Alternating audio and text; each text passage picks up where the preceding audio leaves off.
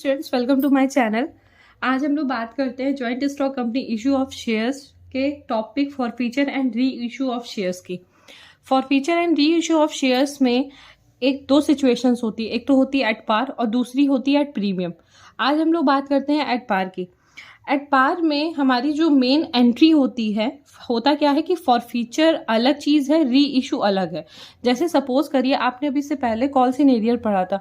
Call सिनेरियर का मतलब होता है कि कुछ शेयर जिनके अमाउंट हमें नहीं रिसीव्ड हुए हैं वो कंपनी के लिए क्या हो जाते हैं, एज अ लॉस होते हैं। तो कंपनी क्या करती है, आफ्टर सम टाइम उन्हें फॉरफीट कर देती है, मतलब उन्हें हटा देती है। और उसके बाद क्या करके उन्हें कुछ फॉरफीट, मतलब जिनको फॉरफीट किया गया वही शेयर को दोबारा से री इशू कर देते किसी और कैंडिडेट के नेम पे। ठीक है, तो अब यहाँ पर हम लोग सबसे पहले एंट्रीज देखते हैं, एंट्री को समझते हैं, फिर उसके बाद उसमें कैसे अमाउंट आएगा, कैसे क्या चीज़ें लिखने, अमाउंट्स के साथ में हम कैसे री इशू के अमाउंट्स लिखेंगे, वो सब चीज़ें हम क्वेश्चन में समझेंगे। तो बहुत इजी टॉपिक है। अगर आप प्रॉपरली अगर एंट्रीज को समझ लोगे, अमाउंट कैसे लिखना है ये समझ लोगे, तो बहुत कुछ भी बचा नहीं फिर उसके बाद। ठीक है, तो सबसे पहले एंट्री देखते हैं। सबसे पहले हमारी फॉरफीट की एंट्री देखते हैं। शेयर कैपिटल, और अगर इक्विटी शेयर है तो फिर क्या हो जाए, इक्विटी शेयर कैपिटल। तो यहां पर होगा इक्विटी या share capital account debit to share forfeiture, share forfeit account, और साथ में यहां पे होगा टू कॉल्स इन एरियर। अब कॉल इन एरिया की जगह पे आप चाहो, जैसे अलॉटमेंट का अमाउंट नहीं मिला तो यहां पर आप यहां पे ये लिख सकते हो कि शेयर अलॉटमेंट अकाउंट, वो इस जगह पे वो एंट्री करी जाती है जिसका हमें अमाउंट नहीं मिला होता है। ठीक है, उसके बाद हम री इशू की एंट्री समझते हैं। यहाँ नरेशन भी इसका लिख देते हैं, बीइंग शेयर्स फॉरफीटेड। ठीक, उसके बाद री इशू की एंट्री होती है bank account debit forfeited shares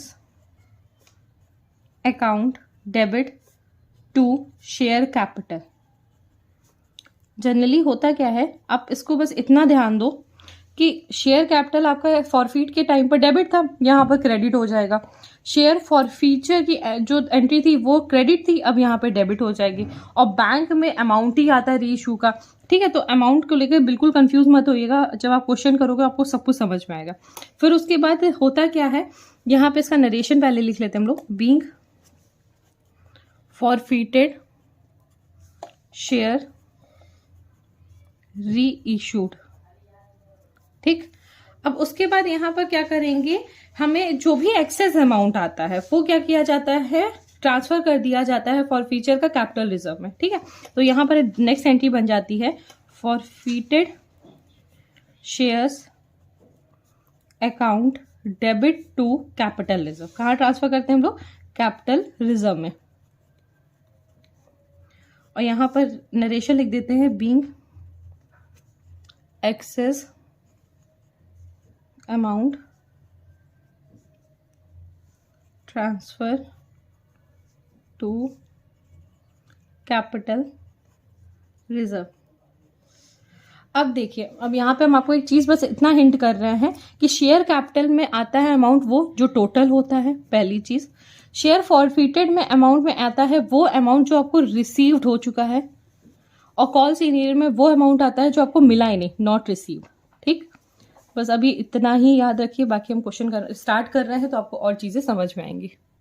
इसमें जो क्वेश्चन है फॉरफीट का, उसमें सबसे पहला क्वेश्चन है 41। इसमें लिखा हुआ है, Home Depot limited issue 20,000 equity shares of ₹10 each at par payable on application ₹2, allotment ₹3, first call ₹3 and the final call ₹2। और Mahesh was allotted 100 shares. Give necessary journal entry relating to the forfeiture of shares in each of the following alternative cases. अब यहाँ पर है क्या कि हमें एक summary दे दी गई है, उसके बाद क्वेश्चन को 3 केसेस दिए हुए हैं, हमें 3 केसेस के हिसाब से अलग अलग फॉरफीचर की एंट्री करनी है। तो हम लोग पहले काम करते हैं कि क्वेश्चन की समरी बना लेते हैं, और उसके बाद फॉरफीचर की भी समरी बना लेंगे केस के हिसाब से। तो सबसे पहले यहाँ पर लिख देते हैं क्वेश्चन नंबर 41। इशूड कितने शेयर हो रहे हैं, इशूड हो रहे हैं 20,000 इक्विटी शेयर, पहली चीज, और साथ में 10 पर शेयर है। ठीक है, अब उसके बाद एप्लीकेशन कितना आ रहा है, एप्लीकेशन है ₹2, अलॉटमेंट है ₹3, फर्स्ट कॉल है ₹3 और फाइनल कॉल है ₹2। पहली चीज, ठीक है। उसके बाद क्या है कि महेश है जिसको अलॉट किया गया है 100 शेयर। तो हम यहां पर देखते हैं केस 1 की बात कर लेते हैं। इसमें लिखा है if Mahesh fail to pay the allotment money and his share forfeited, मतलब कि महेश को कितने शेयर मिले, यहां पे हम लिख देते हैं केस 1। केस 1 में क्या बोला जा रहा है कि Mahesh fail to pay the allotment money, इसका मतलब उसने एप्लीकेशन पे करी है पर उसने अलॉटमेंट नहीं पे करी है, ठीक है। उसके बाद क्या किया, शेयर को फॉरफीट कर दिया गया। फिर फर्स्ट कॉल और फाइनल कॉल से कोई लेना देना नहीं है, अलॉटमेंट के बाद ही फॉरफीट हो रहा है, ठीक है। केस 2 में बोला जा रहा है if Mahesh fail to pay the allotment money on his subsequent failure to pay the first call, इसका मतलब है केस जो सेकंड है उसमें उसने एप्लीकेशन तो पे किया है, ना अलॉटमेंट पे किया है, ना फर्स्ट कॉल पे किया, ठीक है। उसके बाद क्या कर दिया, शेयर को फॉरफीट कर दिया गया, इसका मतलब कि फाइनल कॉल से स्टिल कोई मतलब नहीं है। और जो लास्ट है वो केस 3 है, और केस 3 में बोला जा रहा है if Mahesh fail to pay the first call and on his subsequent failure to pay the final call his share were forfeited, इसका मतलब उसने एप्लीकेशन पे करी है, उसने अलॉटमेंट पे करी है, लेकिन फर्स्ट कॉल नहीं पे करी है, ना उसने फाइनल कॉल पे करी है। तो ये एक क्वेश्चन 41 के तीनों केसेस की समरी बन चुकी है प्रॉपरली, ठीक है। और महेश के कितने शेयर्स हैं, महेश के शेयर्स मैं यहाँ साइड में लिख दे रही हूँ 100 शेयर है, ठीक है।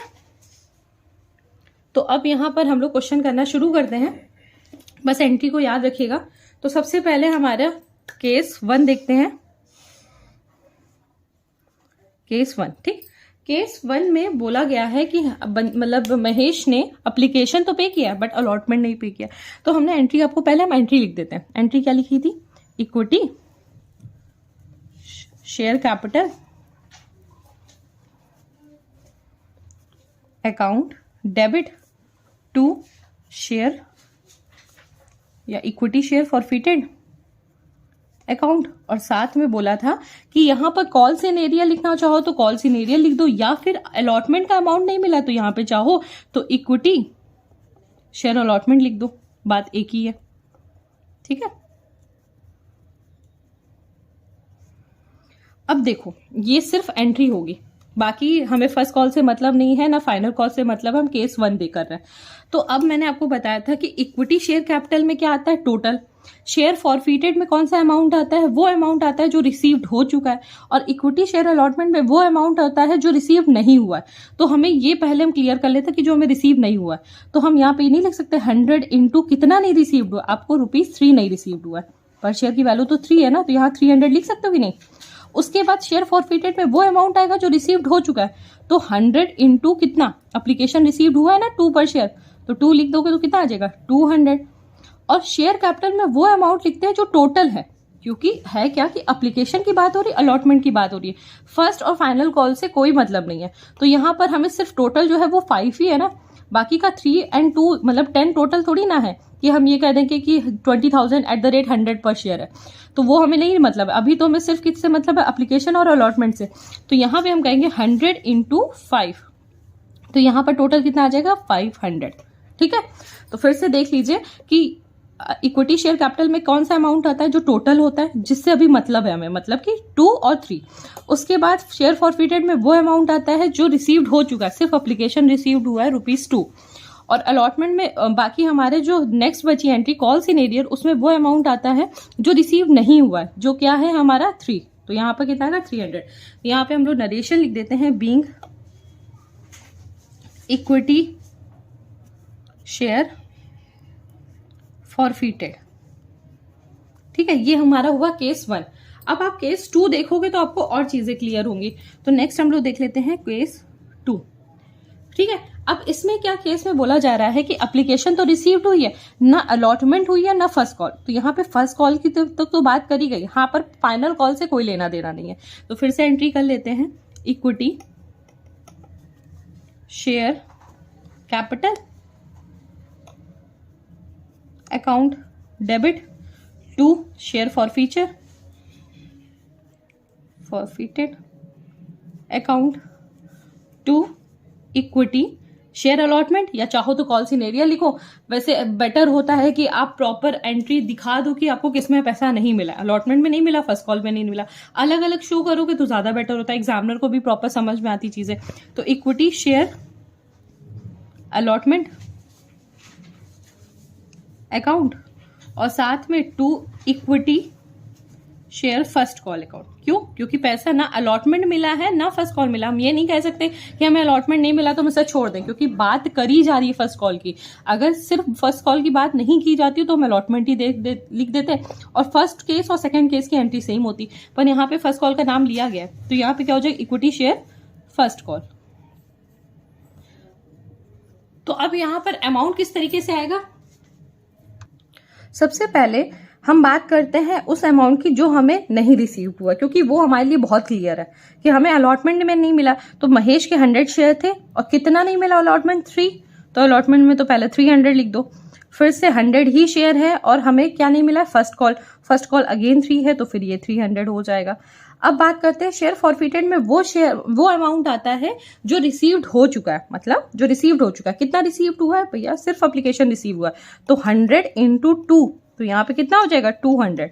और अब बात करते हैं शेयर कैपिटल में क्या आता है, टोटल आता है। यहाँ पे मैं एक काम करती हूँ, इजिली आपको लिख देती हूँ ब्लैक पेन से कि आपको क्लियर रहेगा कि क्या चीजें होती हैं। यहाँ पे आता है टोटल, फॉरफिटेड में आता है जो अमाउंट आपको रिसीव्ड हो चुका है, और इक्विटी शेयर अलॉटमेंट या कॉल सिनेरियो वो अमाउंट आता है जो आपको नॉट रिसीव्ड। ठीक है, तो बस इतनी चीज अगर याद हो तो कहीं कोई कंफ्यूजन हो ही नहीं सकती है फॉरफिटेड के किसी भी क्वेश्चन में। तो यहाँ पे शेयर कैपिटल में क्या आ जाएगा, 100 × टोटल कितना है भाई, इसकी बात हो रही है, एप्लीकेशन अलॉटमेंट और फर्स्ट कॉल। तो यहाँ पे 2 + 3 5, 5 + 3 8, तो यहाँ पर क्या हो जाएगा 100 × 8, तो यहाँ पर टोटल आ जाएगा 800। ठीक है, सिंपल। तो यहाँ पे हमारे क्या हुए, केस 1 और केस 2 कंप्लीट हो चुका है। अब हम बात करते हैं केस 3 की। सो केस 3 में हमें थोड़ी सी समरी नहीं मिलेगी, पर आप चीजों को अगर हो तो अपने पास नोट डाउन कर लो तो आपको प्रॉपरली समझ में आएगा।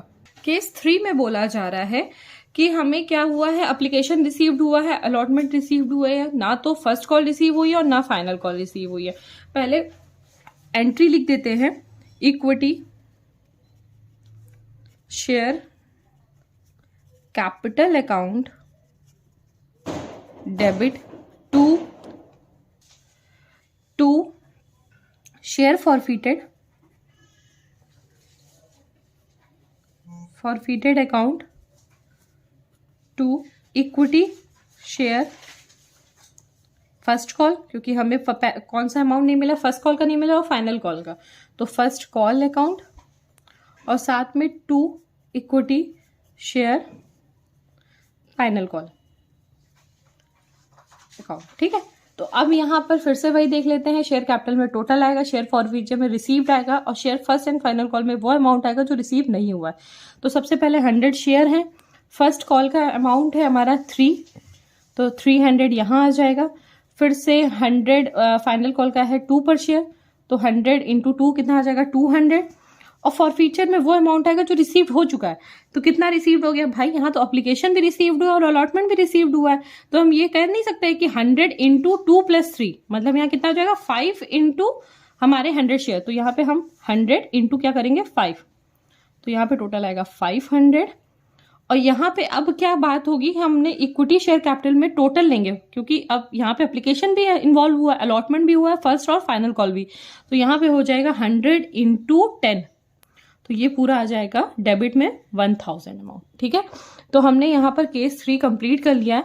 तो यहाँ पर हमारा क्वेश्चन नंबर 41 कंप्लीट हो चुका है, और आई होप इस क्वेश्चन को समझने के बाद आपको एटलीस्ट ये तो लगा होगा कि शेयर फॉरफिचर इतना टफ नहीं है जितना आपको बताया जाता है। ठीक है, अब हम लोग नेक्स्ट क्वेश्चन देखते हैं, question 42। Blue chip limited issued 20,000 equity share of ₹100 each for the public subscriptions. The amount was payable as follows: on application ₹40, on allotment ₹30, on first call ₹20, and on second and the final call ₹10. Rima, who was allotted 400 share, failed to pay the allotment money and both the calls. Bhushan, who was allotted 600 shares, failed to pay both the calls. Charu, who allotted 800 shares, failed to pay the amount due on second call. The company, after giving proper notice, forfeited the shares. Show journal entries regarding issue of shares and forfeiture of shares and draw up the balance sheet of the blue chip dot limited. तो अब इस question में हम क्या करते हैं, पहले इसकी समरी बना लेते हैं। इशूड कितने शेयर्स हुए हैं, 20,000 के equity shares at the rate ₹100 each. ठीक है, अप्लीकेशन का कितना अमाउंट है, ₹40। अलॉटमेंट का है ₹30। फर्स्ट कॉल है ₹20 और सेकंड एंड फाइनल कॉल है ₹10। अब है क्या कि हमारे इसमें क्वेश्चन में 3 केसेस दिए हुए हैं। केस कहेंगे क्या कि मतलब एक शेयर की बात करी जा रही है जो कितना है कि 400 शेयर्स हैं, वो रीमा को अलॉट किए जा रहे हैं। उसमें हमें सिर्फ क्या पे किया गया है, उसमें यहाँ पे हम ऊपर लिख देते हैं 400 शेयर की बात करी जा रही है। उस 400 शेयर में पहले एप्लीकेशन पे किया गया है, साथ में ना अलॉटमेंट पे हुआ है, ना फर्स्ट कॉल और ना सेकेंड और फाइनल कॉल है। उसके बाद 600 शेयर की बात करी जा रही है। उस 600 शेयर में एप्लीकेशन पे हुआ है, अलॉटमेंट पे किया है, ना फर्स्ट कॉल पे हुई है और सेकेंड और फाइनल कॉल पे नहीं हुई है। और उसके बाद जो नेक्स्ट है शेयर है वो 800 शेयर है, और 800 शेयर में फिर से एप्लीकेशन पे हुआ है, अलॉटमेंट पे हुआ है, फर्स्ट कॉल भी पे हुआ, लेकिन सेकंड एंड फाइनल कॉल नहीं पे हुआ। तो हम ये कह सकते हैं कि एप्लीकेशन में हमें तीनों शेयर्स मिले हुए हैं, तो एप्लीकेशन में कोई इशू नहीं, कोई कॉल सिनेरियो नहीं निकलेगा। लेकिन अलॉटमेंट में 400 शेयर नहीं मिले हैं, और फर्स्ट कॉल में ना 400 मिले ना 600 शेयर मिले, और सेकेंड एंड फाइनल कॉल में तीनों नहीं मिले। ठीक है, तो इस तरीके से हमें क्वेश्चन को करना है। सबसे पहले हम एंट्री करना शुरू करते हैं एप्लीकेशंस की। ठीक है, तो यहां पर लिखते हैं सबसे पहले entry, bank account debit to equity share application account.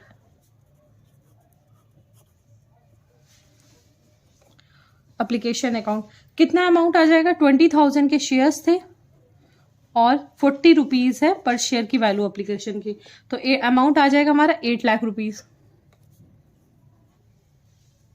Next हम यहां पर ड्यू की करते हैं, equity share application account debit to equity share capital. इस क्वेश्चन में अगर बात करें तो ऐसा कुछ चेंज नहीं है, वही उसी तरीके से फॉरफीट की एंट्री होगी, बस यहाँ पे अलग अलग तरीके के शेयर्स हैं। मतलब आपको 400 की भी बात एक साथ करनी है, 600 की भी करनी है और 800, तीनों शेयर को एक साथ लेके चलना है। तो बस थोड़ा सा कंफ्यूजन क्रिएट करता है, पर अगर प्रॉपर आप कैलकुलेशन प्रॉपर करोगे तो कोई गलती नहीं होगी।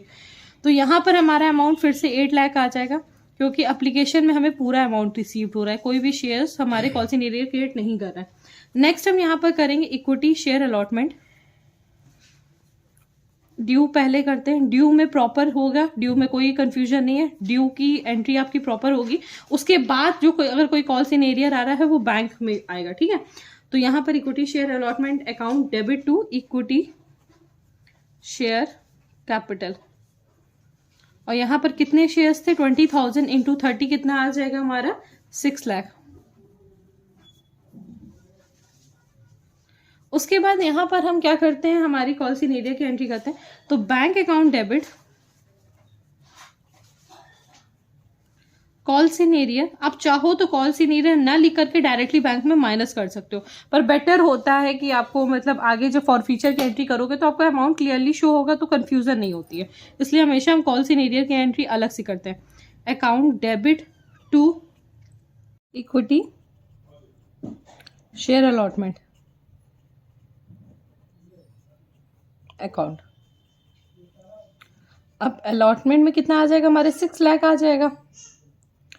कॉल सिनेरियो में क्या अमाउंट आएगा, कॉल सिनेरियो में देखा जाए तो हमारे एप्लीकेशन में हमें पूरे पैसे मिल रहे थे, अलॉटमेंट में हमें 400 शेयर नहीं मिला, बाकी 600 भी मिला, 800 मिला। तो 400 शेयर इंटू 30 तो कितना हमारा आ जाएगा, 12,000 अमाउंट। ठीक है, तो अब बैंक में हमें इसको -6 लाख को माइनस करके आएगा 5,88,000 रुपये। ठीक है, तो ये हमारी अलॉटमेंट की एंट्री हुई। अब हम लोग करते हैं हमारी फर्स्ट कॉल की। तो equity share first call account debit to equity share capital. और यहाँ पर हमारे 20,000 शेयर्स थे और साथ में हमारे फर्स्ट कॉल की वैल्यू है ₹20। तो यहाँ पर टोटल जो अमाउंट आ जाएगा वो आ जाएगा 4 लाख। और अब यहाँ पर हम लोग करते हैं आगे की रिसीव्ड की एंट्री। तो बैंक अकाउंट डेबिट, साथ में कॉल्स इन एरियर भी है इसमें, calls in arrear account debit to equity share first call, ठीक है, अकाउंट। तो अब है क्या कि पहले तो यहाँ पर फर्स्ट कॉल का अमाउंट 4 लाख आ ही जाएगा, हम इसमें तो क्लियर ही है, कोई डाउट ही नहीं है। अब पॉइंट है कि कॉल्स इन एरियर का कितना अमाउंट आएगा। तो देखिए ध्यान से कि मैंने आपको बताया था कि 400 शेयर्स जो है उसने अलॉटमेंट नहीं दिया है और साथ में जो हमारे उसने फर्स्ट कॉल भी नहीं पे किया है, और जो 600 शेयर है उसने भी फर्स्ट कॉल पे नहीं किया है। तो यहाँ पर हम लोग क्या कह सकते हैं कि एक तो 400 शेयर भी नहीं मिला है और साथ में 600 शेयर भी नहीं मिला है फर्स्ट कॉल को, है ना। तो हम लोग यहाँ पर जो कॉल्स इन एरियर क्रिएट करेंगे वो ये इस तरीके से नहीं कह सकते कि हमारे 400 शेयर पहले तो नहीं मिले हैं जो कितने हैं 20 के, और साथ में हम ये भी कह सकते हैं कि 600 के शेयर भी नहीं मिले हैं इंटू 20। तो टोटल अमाउंट अगर यहाँ पे 1000 हुआ, 1000 इंटू 20 कितना हो जाएगा 20,000 अमाउंट। तो बाकी काम में बैंक में कितना मिल जाएगा 3,80,000। आपको समझ आया कि नहीं आया कि कॉल्स इन एरियर अब हमें हर तरीके से देख के चलना है कि हमें 400 शेयर को भी साथ में लेके चलना है, 600 को भी और 800 शेयर को भी। तो फर्स्ट कॉल में ना तो हमें 400 शेयर मिला है ना हमें 600 मिला है, तो हम ये नहीं कह सकते कि 400 plus 600 is equal to 1000 share, और 1000 इंटू 20 कितना हो जाएगा 20,000 शेयर। तो यहाँ पे हमने calls in arrear first call की निकाल दी। अब हम लोग बात करते हैं हमारे सेकेंड और फाइनल कॉल की। तो equity share second and final call account debit to equity share capital. और यहां पर हमारा कितने शेयर है थे 20,000 शेयर थे, ठीक है।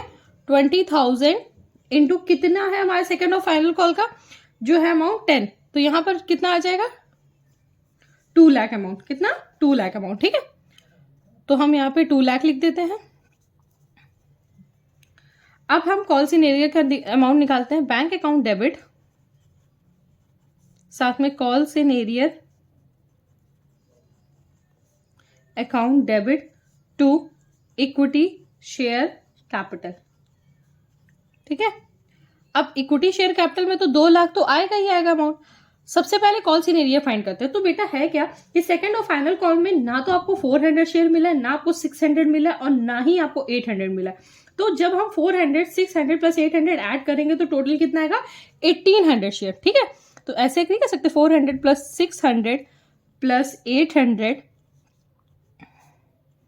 इंटू 10 है कि पर शेयर की वैल्यू। तो यहां पर हमारा कितना आ जाएगा 18,000, ठीक है।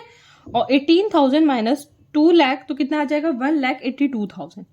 तो ये हमारे जो फर्स्ट अलॉटमेंट के calls in arrear first call का और सेकेंड और फाइनल कॉल के कॉल्स इन एरियर निकल चुके हैं और बाकी की एंट्रीज भी हो चुकी साथ में। अब हम लोग यहाँ पर क्वेश्चन करते हैं, फॉरफीचर की एंट्री कर लेते हैं इस क्वेश्चन में। तो फॉरफीचर की एंट्री क्या हो जाएगी, सिंपल सी बात है, ध्यान से समझिए, बहुत इंपॉर्टेंट एंट्री है ये। सबसे पहले यहाँ पर लिखेंगे हम इक्विटी शेयर कैपिटल। कुछ कंफ्यूजन नहीं, बस अमाउंट को ध्यान में रख के चलना है, तीनों शेयर को एक साथ लेके चलना है, तो वो भी बहुत ध्यान रखना है। साथ में फॉरफीचर की एंट्री लिखेंगे टू शेयर फॉरफीचर्ड अकाउंट। यहाँ पे टोटल लेते हैं, यहाँ पे वो अमाउंट लिखते हैं जो रिसीव्ड हो चुका है, और बाकी क्या लिखते हैं कॉल्स इन एरियर। तो कॉल्स इन एरियर तो हमारा अलॉटमेंट में भी है, फर्स्ट कॉल में भी और सेकेंड और फाइनल कॉल में भी है, ठीक है। तो ऐसे लिख देते हैं to equity share allotment account, साथ में to equity share first call account, और फिर से to equity share second and final call account, ठीक है। तो यहां पर हम पहले जितने भी हमारे कॉल्स इन एरिया हम वही निकालते हैं, ठीक है। तो अलॉटमेंट में हमारा जो कॉल इन एरियर्स आया था वो 12,000 आया था, जिसकी मैंने कैलकुलेशन ऑलरेडी कर रखी है, ठीक है, हम लोगों ने कैलकुलेशन कर रखी है। अब फर्स्ट कॉल में हमने अभी 20,000 निकाला है, ठीक है, यहाँ पे निकाला है ना कॉल्स इन एरिया 20,000, तो वो लिख देते हैं। और साथ में अभी हमने सेकेंड और फाइनल का निकाला 18,000, तो यहाँ तो कॉल सिनेरियो में उठा के तुरंत लिख दिया, इसीलिए हम अलग अलग लिखते हैं, ताकि अगर हमने बैंक में डायरेक्ट माइनस करके लिखेंगे तो ये अमाउंट दोबारा से फाइंड करना पड़ेगा, ठीक है। अब शेयर फॉर फ्यूचर में हमें वो लिखना है जो हमें अमाउंट रिसीव्ड हो चुका है। तो बेटा इसमें बहुत चीज़ ध्यान रखने वाली है, क्योंकि अगर आपने ये गलती कर दी तो आपने पूरा क्वेश्चन गलत कर दिया। तो इसकी जो कैलकुलेशन है वो हम यहाँ पे एज अ वर्किंग नोट लिख देते हैं, ठीक है, छोटा सा शॉर्ट पे बना देते हैं, आप लोग समझ पाओगे कि देखो है क्या, कि पहले 400 शेयर की बात करते हैं। तो 400 शेयर में आपको कितना अमाउंट मिला, सिर्फ और सिर्फ एप्लीकेशन का, तो 400 में आप 40 ऐड कर दो, पहली चीज तो ये करो। उसके बाद बात करते हैं 600 शेयर में, तो 600 में आपको एप्लीकेशन भी मिला है और अलॉटमेंट भी मिला है। तो आप ये नहीं कह सकते हो कि 600 में एप्लीकेशन जो है 40 और अलॉटमेंट है 30, तो 40 प्लस 30 कितना हो गया 70, ठीक है। उसके बाद हम 800 की बात करते हैं, तो 800 में आपको क्या क्या मिला है ना, आपको 800 में आपको एप्लीकेशन भी मिला, अलॉटमेंट भी मिला है, फर्स्ट कॉल भी मिला है। इसका मतलब 40 भी मिला है, 30 भी मिला है, 20 भी मिला है। तो 40 प्लस 30 कितना हो गया 70, और फिर उसके बाद 20 तो कितना हो गया 90। तो यहां पर हम क्या करते हैं, इसका कैलकुलेशन निकाल देंगे जब टोटल, तो हमारा क्या आ जाएगा, वन, मतलब इनका इंटू करोगे और प्लस कर दोगे तो आ जाएगा 1,30,000। और बाकी हम यहाँ पे बात करते हैं टोटल शेयर की, क्योंकि हम टोटल शेयर की बात कर रहे हैं। तो कितने 1800 हमारे शेयर है भाई, 400 प्लस 600 प्लस 800 कितना हो गया 1800।